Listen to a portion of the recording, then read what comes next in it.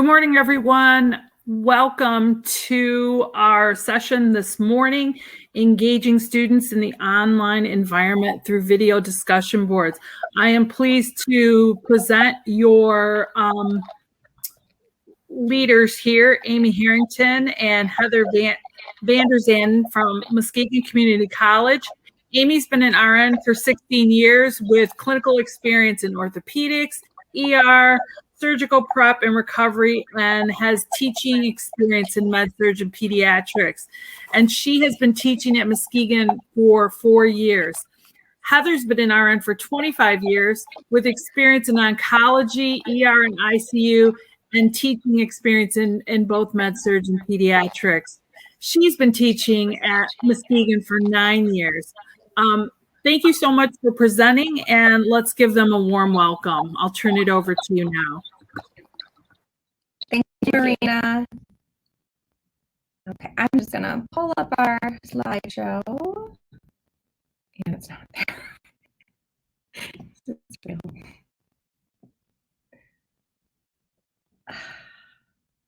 All right, we're already having technical difficulties.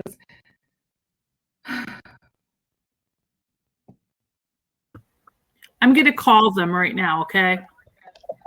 Okay. Is it not showing up anymore? Nope. I'm going to try. I closed it and I'm going to try to pull it back up. Yep. All right.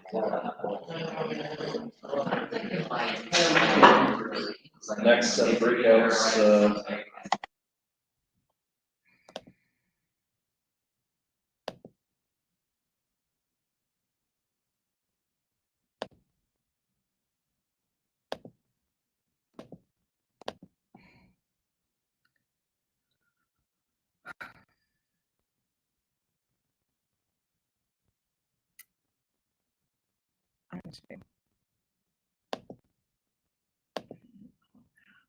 Okay, just so I can close out of it and start over.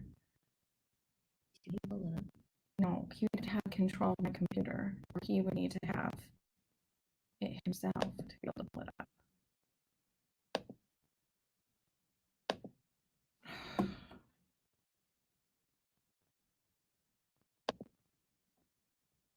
Should I try to log out and log back in?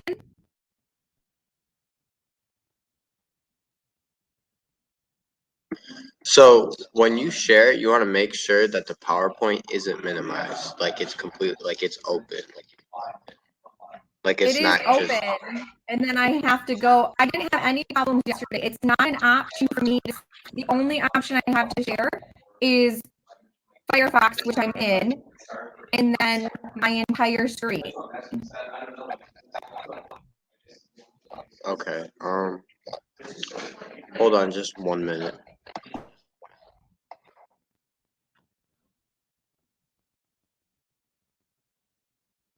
This is what it looked like in yours too.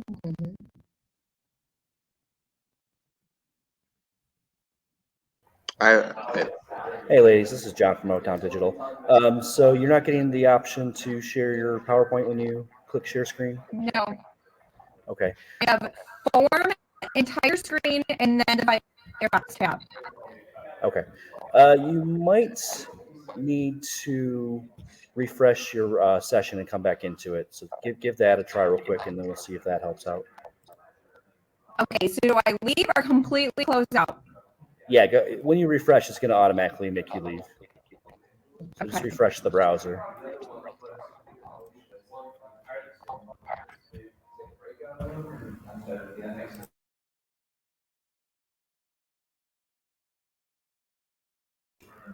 And Marina, did you have a copy of the PowerPoint by chance that you might be able to share if they still can't do it?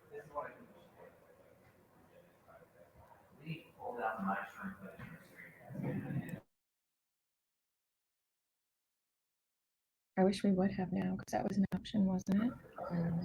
Okay, so go ahead and try to share now. Ha, got it. Okay, yeah, some sort of coding error in the browser probably. Okay. Perfect. So can everyone see our PowerPoint? Can you see it? Yes, looks good. Okay. Yes, can see it. Okay, please let us know if it doesn't move along as we go.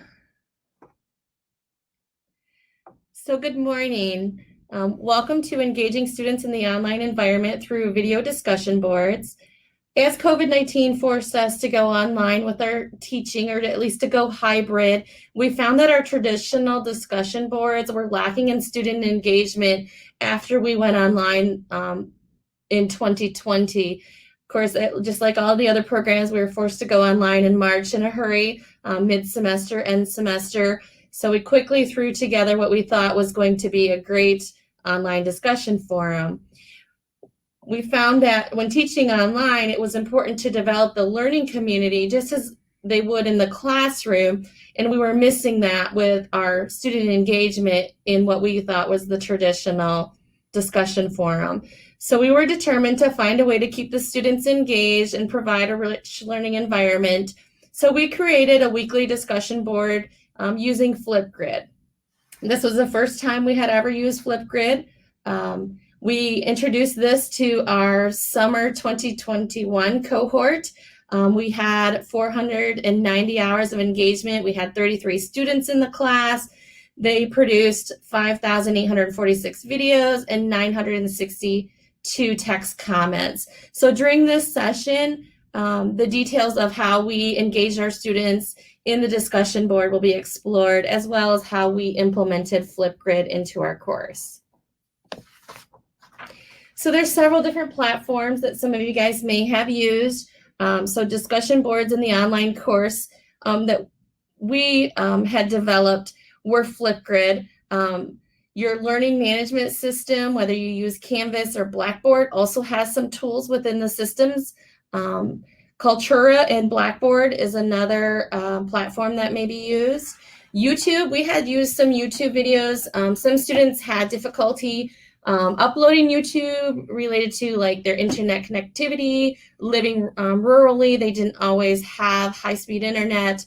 So the amount or the data in the YouTube video sometimes was a concern with uploading with students. There's also VoiceThread, and then there's Flipgrid.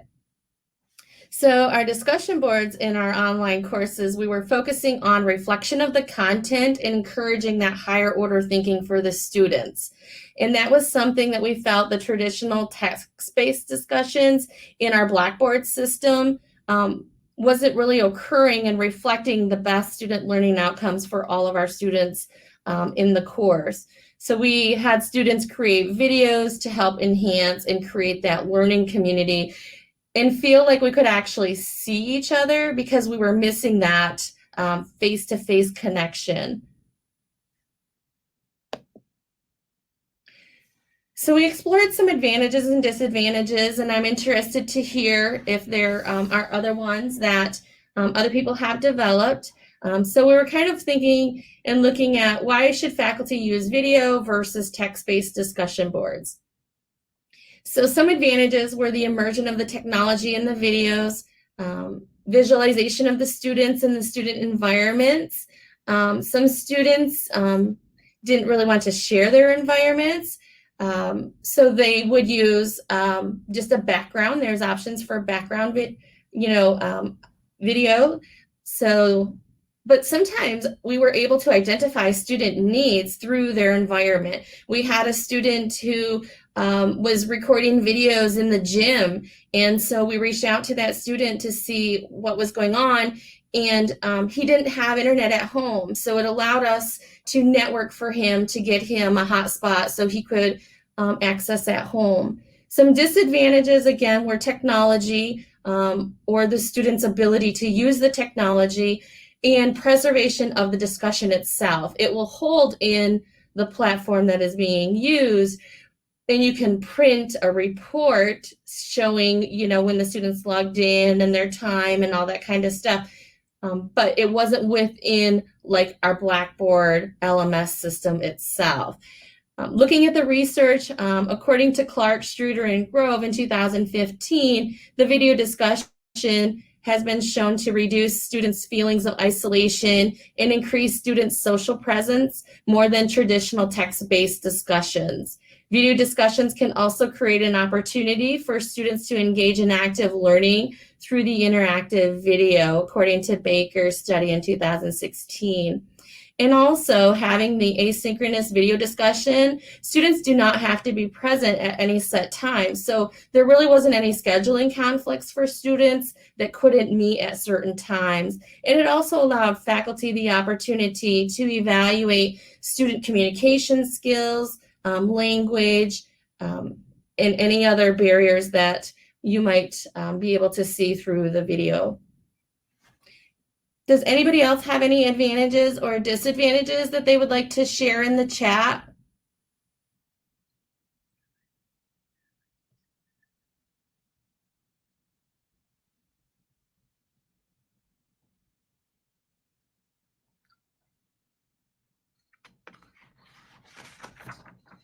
If you do, please add them and we'll touch on those as we go on. So how does Flipgrid work? The instructor will post the discussion topic and students record a short asynchronous video response. The students could also record a text response. We had a grading rubric that we had developed and posted for students. So we'll go over that shortly. That's coming up in one of our slides moving forward. And then the students will listen and respond to their peers' videos and text-based messages. We found that students a lot of times are on their devices using Snapchat or Facebook. So technology for most of our students wasn't as big of a learning curve. So now we're going to pause and do. So we have a Flipgrid link that we have developed just for trends. And then it will look like the image showed on the screen. You can scan the QR code with your phone.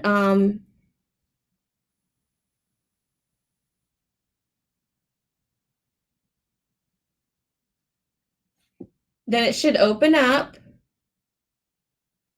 You have to log in using a Yahoo account or a Gmail account is how we have it set right now. When we were in our classroom with our students, we had it set to our college email. So the students all logged in. You can also auto enroll the students if you wanted to do that. And it's private because you can say that you only want like at muskegoncc.edu emails to be able to access the Flipgrid. So other people can't just get into your Flipgrid. I just put the link for the Flipgrid in the comments as well, if you'd rather paste that into your browser rather than using your phone. So we're just going to take a few minutes and let everybody. For her. We'll check, Betsy, the settings. You'll have to do that because it's yours. No, I have used Copilot. Oh. With Flipgrid, you can add a Copilot. And because we co-teach, we added a Copilot. Did you log in? I think you just have to log in. I don't think it's private. Did you use your Gmail or a Yahoo Mail? Or no, a Microsoft. Or you can develop. Brenda said she was able to get in with her Google account. We have it private with only at gmail.com or at yahoo.com. So you will not be able to access if you're using any other email. Because you have to put in what email account.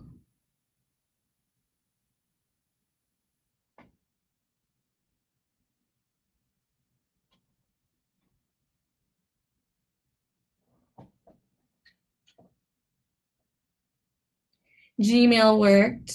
So there's an option to record one that says like, hello, I am. It's an introduction and then discussion one.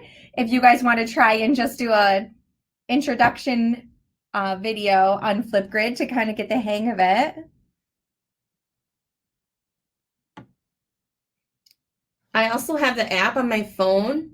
Some students, they would record using their computer devices. Some students recorded using their phones.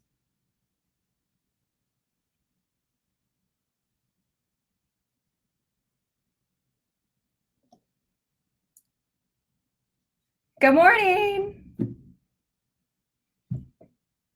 There. Good morning. Can you add a, go into the settings and add an email? Yeah, we probably could. Holly, Okay. if you want to put your email in the chat, we can try to add your email. Well, I think I can probably do just at. Let me see. I She always doesn't do have a it Gmail though. on my computer.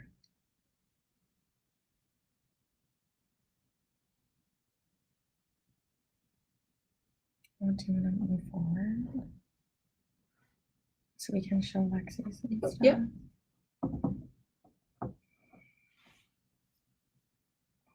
So when you're within Flipgrid, you have the option to have a co-pilot. We co-teach, so we added each other's name to the Flipgrid. If you just teach individually, then of course it would just be your set Flipgrid. So what did we use it for? We used it not only for our discussion board, which was 5% of the students' grade. We also used it for a clinical component as well. This is just a sample of the discussion board. This was their discussion response 2. The first week, we just did an introduction, posted some videos on how to access the Flipgrid, how to get into the Flipgrid, what the expectations were. And then week 2, we actually started the discussion itself on the course content. So each week we had 5 students that were what we called the lead presenters. The remaining students would watch all 5 videos and they would have to respond to 3, and at least one of their responses had to be a video response. And they had to include a reference in APA. And then we had them go back to our LMS, which was Blackboard, and reflect on their learning in the discussion board from that week. The lead presenting students, 1 through 5, had the topics that we covered that week. And they were required to post by midnight on Mondays. And then the students were required to respond by midnight on Wednesdays to the videos from the lead presenters. This is the grading rubric that we developed and posted for the students with levels of achievement for grading. We set the Flipgrid to a maximum of 10 minutes per video response. And we wanted them to spend about 5 to 10 minutes on presenting the content and then their peers to respond and carry on the discussion. So let's say we were covering musculoskeletal. Well, within the musculoskeletal content, we were covering osteoarthritis, hips and knees and spine stuff.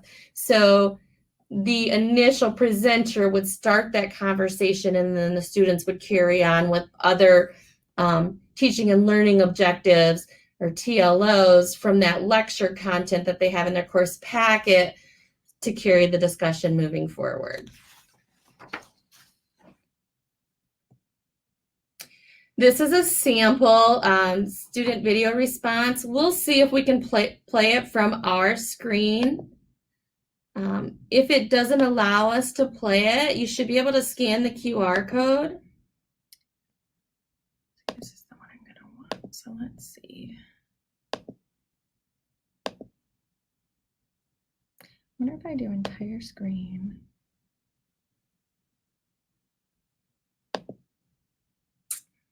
Switch to this. Can you see it now? The 2.0 reproductive? Yes, okay. So we'll play this video from one of our students. Hey everybody, it's Lexi. This week I was assigned reproductive, so I chose to do a presentation on culturally sensitive nursing Can you care hear for that? LGBTQI+ patients. We'll do an overview, understanding of the LGBTQI+ community, and review culturally sensitive nursing care for our patients, and then some references.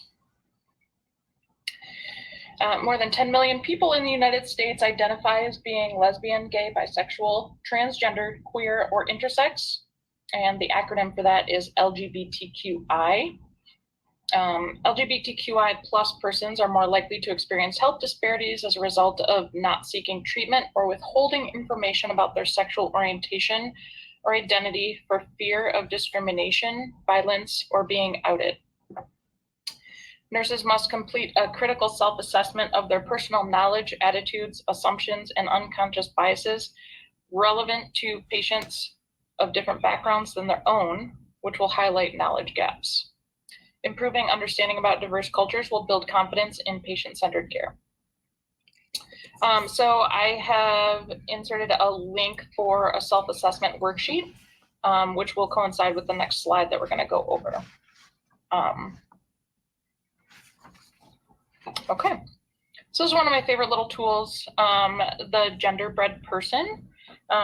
It's kind of a neat visual to help understand the differences between identity and gender expression, anatomical sex, and sexual attraction or orientation. So anatomical sex is the biological gender that we're assigned at birth.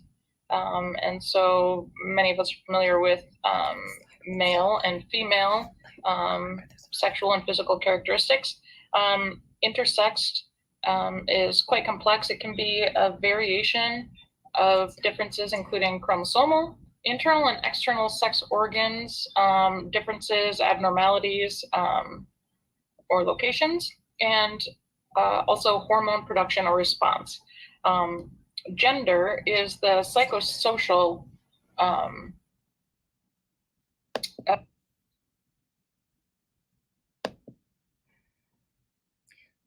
So that was a sample of a student. That video was about 8-9 minutes. We played about 2.5 of it. We'll go back to bring up our PowerPoint here. So that replaced our traditional discussion board where we had 4 options for the students when we went in 2020. We had the students either develop a teaching plan related to the weekly content or develop a concept map or a table, comparison table with comparing 2 of the different diseases that we presented that week, or developing a care plan. So we had a lot better student engagement than we did with just our traditional one when we started with our online discussion. So these were our stats for our discussion board in summer of 2021.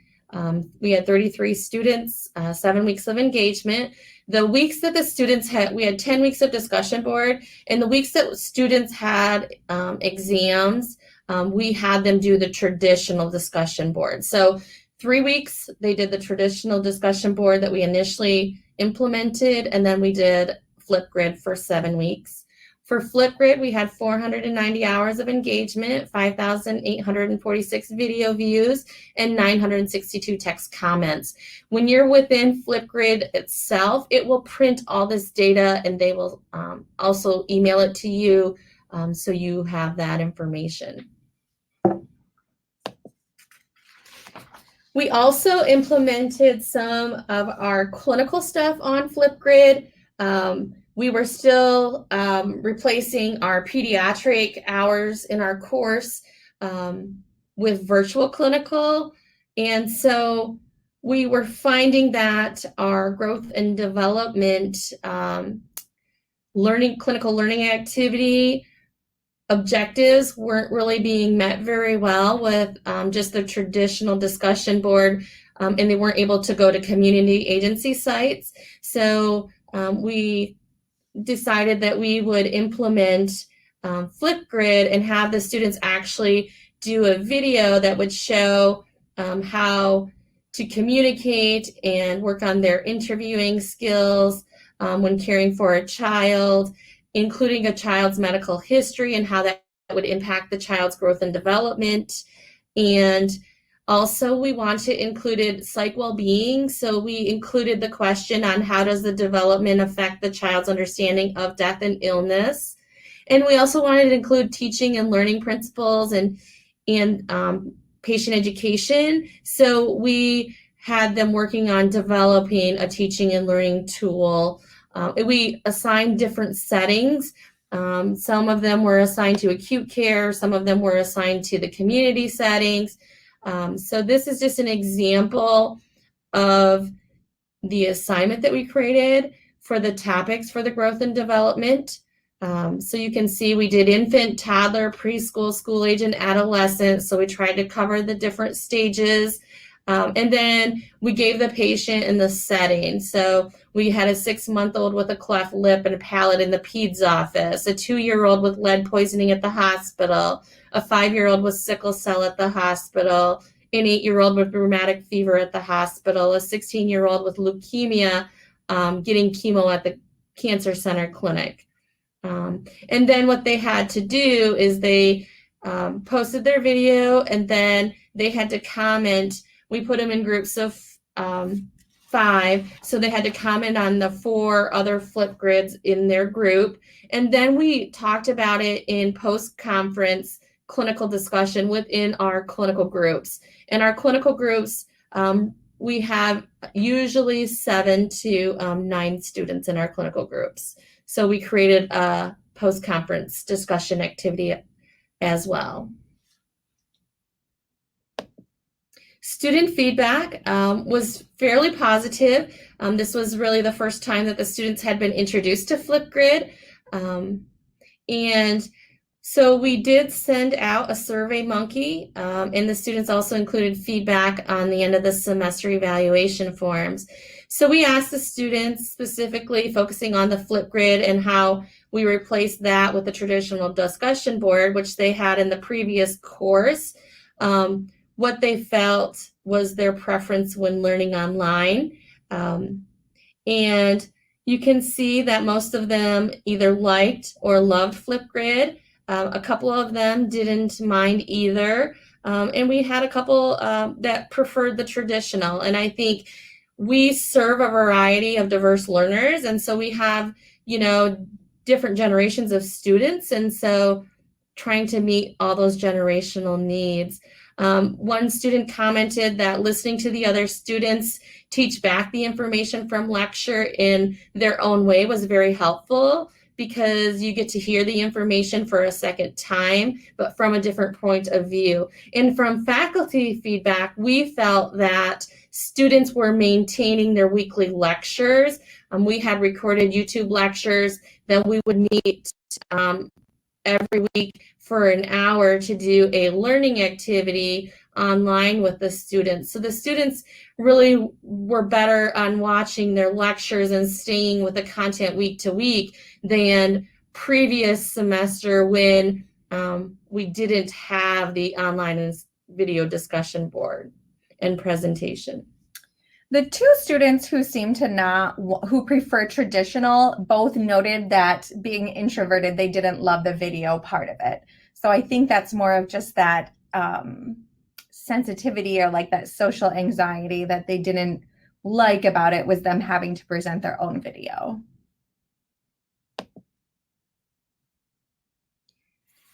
Some additional student feedback when we asked if they learned more participating in the Flipgrid discussion versus writing in the traditional discussion board.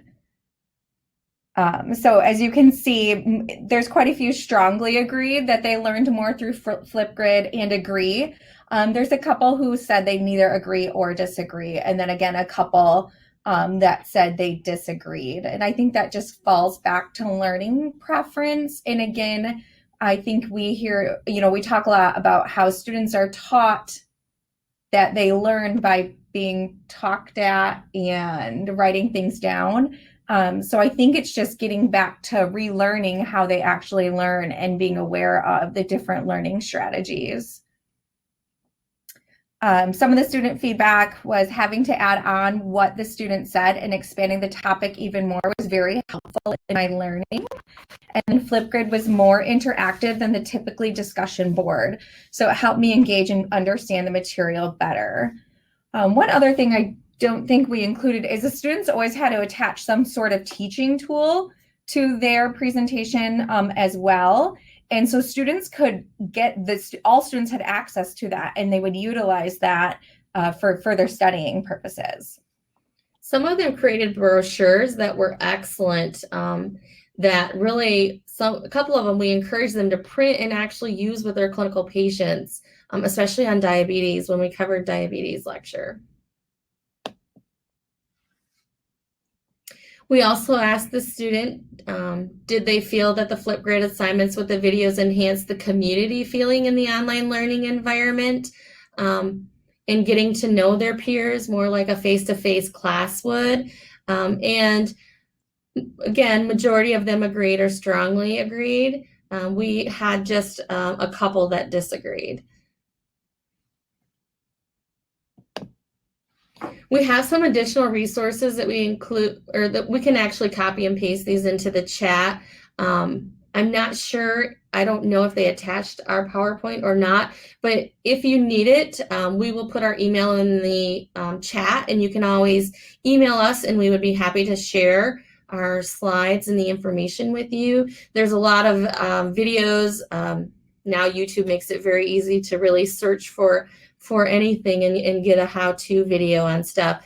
But we still have at least 10 minutes to open up the discussion, and we would love to hear what other faculty are doing and what's working to engage your students, either as you're online or as you're hybrid.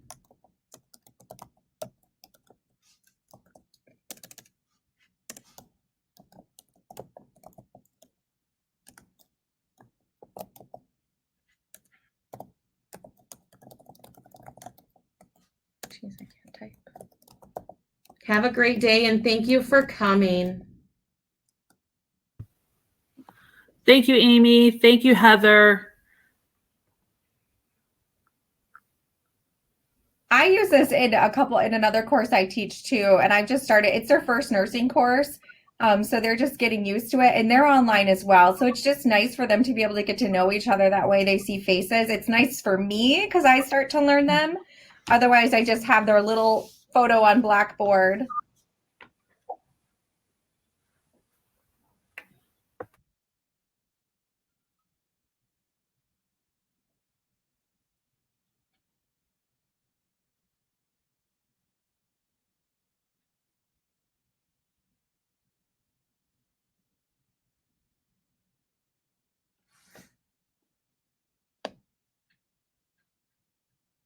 Are there any questions we missed in that?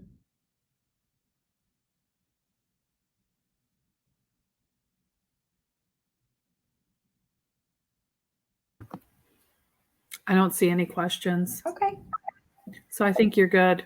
All right. Thanks so much. Thanks, you. guys, for hanging in there, too. Yeah, I hope yours goes smooth. Oh, my gosh. Okay.